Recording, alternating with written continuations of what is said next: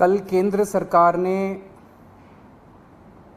जैसे ही supreme court बंद हुआ छुट्टियों के लिए, वैसे ही उसके कुछ घंटों के बाद ऑर्डिनेंस लाके सुप्रीम कोर्ट के जजमेंट को पलट दिया। हम सब जानते हैं एक हफ्ते पहले सुप्रीम कोर्ट ने जजमेंट दिया था कि दिल्ली के अंदर अधिकारियों के ऊपर कंट्रोल, सरकारी अधिकारियों, सरकारी कर्मचारियों के ऊपर कंट्रोल दिल्ली की चुनी हुई सरकार का होगा। सुप्रीम कोर्ट ने यहाँ तक बोला था कि अगर किसी अफसर को ये पता है कि उसका मंत्री उसको उसका कुछ नहीं बिगाड़ सकता, तो वो अफसर मंत्री की क्यों सुनेगा। ये वो कोर्ट के ऑर्डर में लिखा है।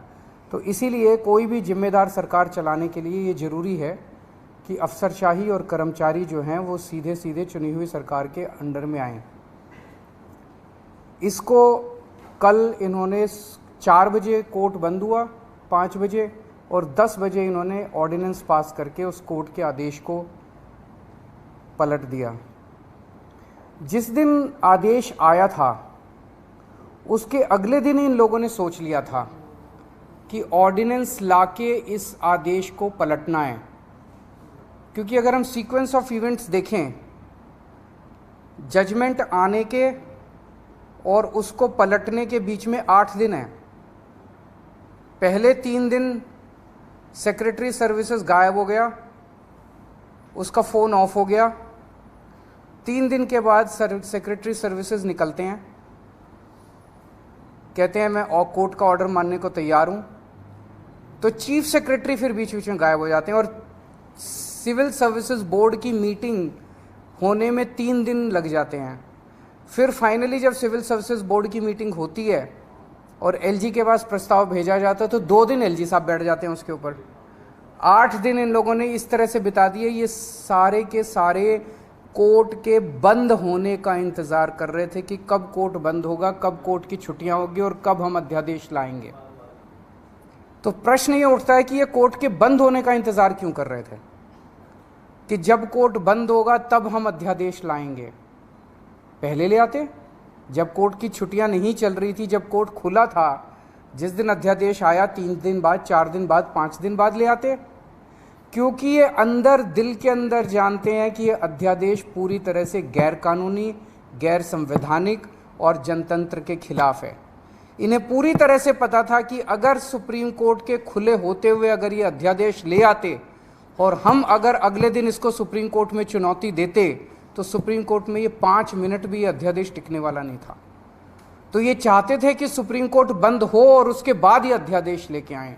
अंदर खाने ये भी जानते हैं कि ये अध्यादेश 5 मिनट भी टिकने वाला नहीं है। तो क्या इस अध्यादेश की लाइफ केवल 1.25 महीने की है जब तक सुप्रीम कोर्ट बंद है? 1 जुलाई को सुप्रीम कोर्ट खुलेगा, हम इसको चैलेंज करेंगे सुप्रीम कोर्ट के अंदर, और फिर सुप्रीम कोर्ट, हम जानते हैं कि ये भी जानते हैं, अंदर खाने ये भी जानते हैं कि इस अध्यादेश का क्या होगा। तो क्या ये अध्यादेश केवल इस 1.25 महीने की छुट्टियों के लिए लाया गया है? आज मैंने आप ही लोगों के चैनलों पे देखा कि ये कह रहे हैं कि हम इन्होंने रिव्यू पिटीशन फाइल कर दी है, किसी ने कॉपी भी भेजी है, शायद कर दी है या करने वाले हैं, कर दी है। रिव्यू पिटीशन का क्या मतलब रह गया?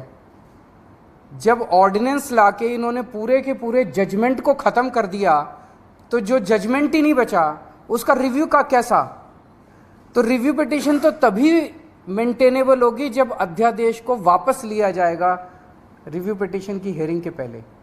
तो ये क्या ये इंडिकेशन है कि जैसे ही सुप्रीम कोर्ट खुलेगा इस अध्यादेश को वापस ले लिया जाएगा?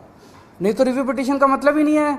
जज तो यही कहेंगे कि भाई तुमने तो सारा हमारा जजमेंट खत्म कर दिया, तो रिव्यू पिटीशन किस बात की है? रिव्यू पिटीशन तो कुछ है ही नहीं। तो ऐसा लगता है कि ये केवल एक भद्दा मजाक किया गया है जनतंत्र के खिलाफ, देश के लोगों के साथ, दिल्ली के 2 करोड़ लोगों के साथ। एक तरह से सुप्रीम कोर्ट ने जजमेंट दिया, क्लियर जजमेंट दिया कि दिल्ली की चुनी हुई सरकार को पूरा अधिकार है दिल्ली चलाने का, 3 सब्जेक्ट्स छोड़ के, police, law and order and land, बाकी सारे सब्जेक्ट्स हमारे पास हैं। उस जजमेंट को 1 हफ्ते के अंदर ये अध्यादेश लाके अगर ये टर्न डाउन कर देते हैं तो ये आम आदमी पार्टी तो बहुत छोटी सी पार्टी है, हम तो बहुत छोटे लोग हैं। ये तो सीधे सीधे केंद्र सरकार सुप्रीम कोर्ट को चुनौती दे रही है, सुप्रीम कोर्ट को चैलेंज कर रही है कि तुम जो मर्जी ऑर्डर कर लो, तुम्हारे सारे ऑर्डर हम 2 मिनट के अंदर ऑर्डिनेंस लाके, बिल लाके सब खत्म कर देंगे। ये चैलेंज इन्होंने ये सुप्रीम कोर्ट की मैजेस्टी को चैलेंज किया जा रहा है, उनकी पावर को चैलेंज किया जा रहा है कि तुम जो मर्जी ऑर्डर कर दो, हम तुम्हारे सारे ऑर्डर खत्म कर देंगे। सुप्रीम कोर्ट की इंसल्ट की जा रही है। This is a direct contempt of supreme court. आम आदमी पार्टी को 3 बार प्रचंड बहुमत, 4 बार, 3 बार असेंबली के अंदर मिला और 1 बार एमसीडी के अंदर प्रचंड बहुमत मिला आम आदमी पार्टी को। दिल्ली के लोगों ने बार बार चीख चीख के कहा है कि हमें आम आदमी पार्टी की सरकार चाहिए, हमें आम आदमी पार्टी की सरकार चाहिए, हमें आम आदमी पार्टी पसंद है। और बार बार इन लोगों ने आम आदमी पार्टी को की सरकार को काम करने से रोका है। तो ये तो एक तरह से खुली चुनौती है कि तुम जिसको भी, हमारी पार्टी के अलावा जिसको भी चुनोगे, हम उसको काम नहीं करने देंगे। ये क्या बात हो गई? ऐसे देश कैसे चलेगा? पहले ये 2015 में नोटिफिकेशन लेके आए, उस नोटिफिकेशन के बाद ये 2021 में एक कानून लेके आए, जिस कानून से और हमारी पावर्स छीनी गई। पिछले साल झूठे केसेस में फंसा के हम अच्छे स्कूल बना रहे थे, हमारे एजुकेशन मिनिस्टर को जेल में डाल दिया ताकि स्कूल ना बन सके। हम अच्छे मोहल्ला क्लिनिक अस्पताल बना रहे थे, हमारे उसको हेल्थ मिनिस्टर को जेल में डाल दिया ताकि स्कूल अस्पताल ना बन सके। और अब ये कानून लेके आ गए। ये बेसिकली तो काम करने से रोकना चाहते हैं आम आदमी पार्टी की सरकार को, क्योंकि जैसा काम आम आदमी पार्टी की सरकार कर रही है वैसा काम करने की इनकी ना तो नीयत है और ना इनकी कैपेसिटी है वैसा काम करने की। पर मैं दिल्ली के लोगों को भी और देश के लोगों को भी कहना चाहता हूँ कि स्पीड स्लो जरूर होगी कामों की। आज जो इन्होंने अध्यादेश पारित किया, उन्होंने और भी कई सारे सेक्शंस डाले हैं, अभी भी हम स्टडी कर रहे हैं। तो स्पीड जरूर स्लो होगी, लेकिन सारे काम होंगे, काम को मैं रुकने नहीं दूंगा। ये अध्यादेश दिल्ली के 2 करोड़ लोगों को बीजेपी ने एक तरह से तमाचा मारा है। बीजेपी का कहना है तुम जिस भी सरकार को चुनोगे, चुन के देख लो, हम काम नहीं करने देंगे, हम काम रोकेंगे, हम तुम्हारी सरकार को काम नहीं करने देंगे। ये तो दिल्ली के लोगों को का अधिकार है अपनी सरकार चुनने का। भाई संविधान देता है अधिकार कि आप जिस मर्जी को वोट देके चुनो। वो कह रहे हैं कि जिसको भी चुनोगे हम तुमको काम नहीं करने देंगे। आम आदमी पार्टी छोटी पार्टी है, हम बहुत छोटे लोग हैं। देश बड़ा है, देश इम्पॉर्टेंट है। कल हम नहीं होंगे, कोई और होगा, लेकिन देश रहेगा। इस तरह से सरेआम जनतंत्र को कुचलना, सुप्रीम कोर्ट को वो दिखाना, ये सही नहीं है। हम इसके खिलाफ सुप्रीम कोर्ट में या वो डालेंगे, इस ऑर्डिनेंस के खिलाफ सुप्रीम कोर्ट जाएंगे। और जब से ये ऑर्डिनेंस आया, केवल दिल्ली नहीं देश भर से मेरे पास फ़ोन आ रहे हैं, यहाँ तक कि बीजेपी के कट्टर समर्थक भी कह रहे हैं कि ये तो मोदी जी ने ठीक नहीं किया, ये तो प्रधानमंत्री जी ने ठीक नहीं किया। भाई 2015 में तुम नोटिफिकेशन लेके आए, उसी टाइम ले आते ऑर्डिनेंस, कोई कुछ नहीं कहता। 8 साल के संघर्ष के बाद दिल्ली के लोगों ने संघर्ष किया, आम आदमी पार्टी की सरकार ने संघर्ष किया। संघर्ष करने के बाद सुप्रीम कोर्ट ने जब इतना साफ साफ फैसला दे दिया, उस फैसले को तुम पलट देते हो और तुम कहते हो हम सुप्रीम कोर्ट को नहीं मानते। इसके तो ये तो पूरा देश देख रहा है और पूरा देश कह रहा है ये तो बहुत गलत काम किया इन लोगों ने। तो दिल्ली के लोगों के बीच में जाऊंगा मैं अब, और बहुत जल्दी दिल्ली के अंदर महारैली की जाएगी। और मुझे जिस तरह से रिएक्शन आ रहे हैं जनता के, मेरे को लगता है कि इस बार दिल्ली के अंदर भारतीय जनता पार्टी को जनता 7 में से 1 भी सीट नहीं देने वाली। जनता बहुत नाराज़ है इनके हथकंडों से, इनकी तानाशाही से और इनकी गुंडागर्दी से। मैं आज इस मंच के ज़रिए सभी ऑपोजिशन पार्टीज़ को अपील करना चाहता हूँ कि राज्यसभा के अंदर जब ये बिल आएगा, ऑर्डिनेंस जब बिल के रूप में पेश किया जाएगा, इसे किसी भी हालत के अंदर राज्यसभा में पारित नहीं करवाना। मैं खुद एक पार्टी के नेताओं से जाके मिलूंगा, उनसे समर्थन मांगूंगा कि इस बिल को अपोज करना है, ये जनतंत्र के खिलाफ है। किसी भी हालत में हमें इस बिल को पास नहीं होने देना राज्यसभा के अंदर। अगर आप अभी नहीं हुई है, पर मैं करूंगा, सबसे करूंगा।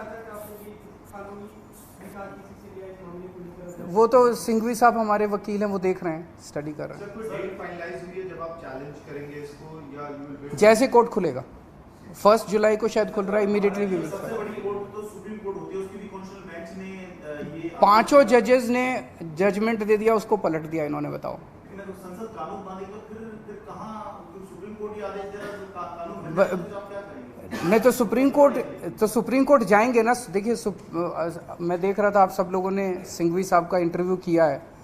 Basic structure of the constitution जो है, कोई भी कानून लाके बेसिक स्ट्रक्चर, कल को अगर कोई ब्रूट मेजॉरिटी आ गई और उसने कह दिया हाँ जनतंत्र खत्म कर दिया उन्होंने संविधान से कि जनतंत्र अब नहीं होगा, वो नहीं कर सकते।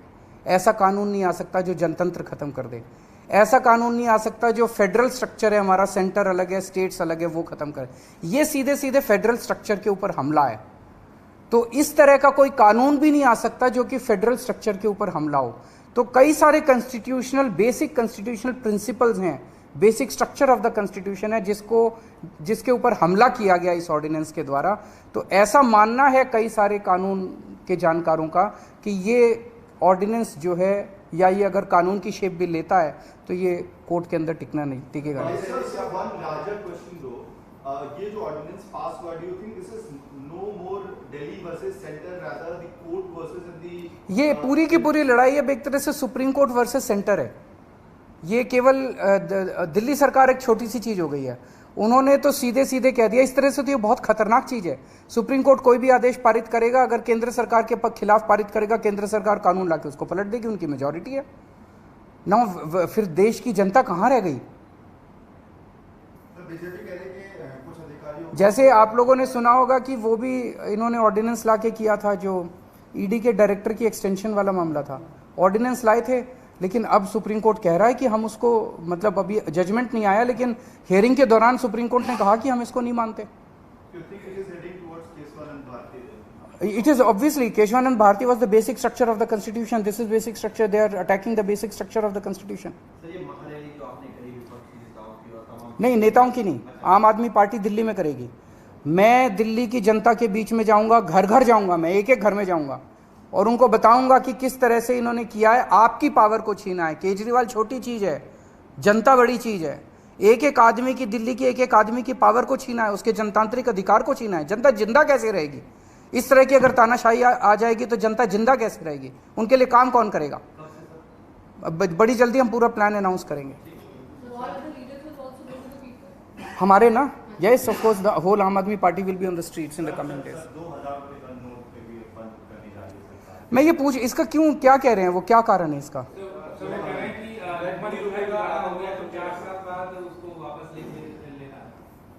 मैं तो बार बार कह रहा था कि सरकार को पढ़ा लिखा होना चाहिए, क्योंकि कभी कहते हैं कि भ्रष्टाचार खत्म करने के लिए 2000 रुपये का नोट लेके आए, कभी कहते हैं कि भ्रष्टाचार खत्म करने के लिए 2000 रुपये का नोट हटा दिया।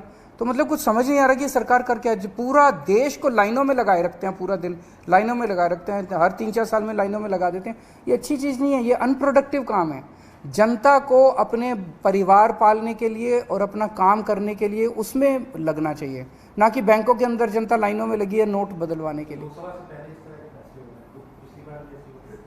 तो आप समझ ही रहे हैं उसके कारण क्या है। शुक्रिया, थैंक यू।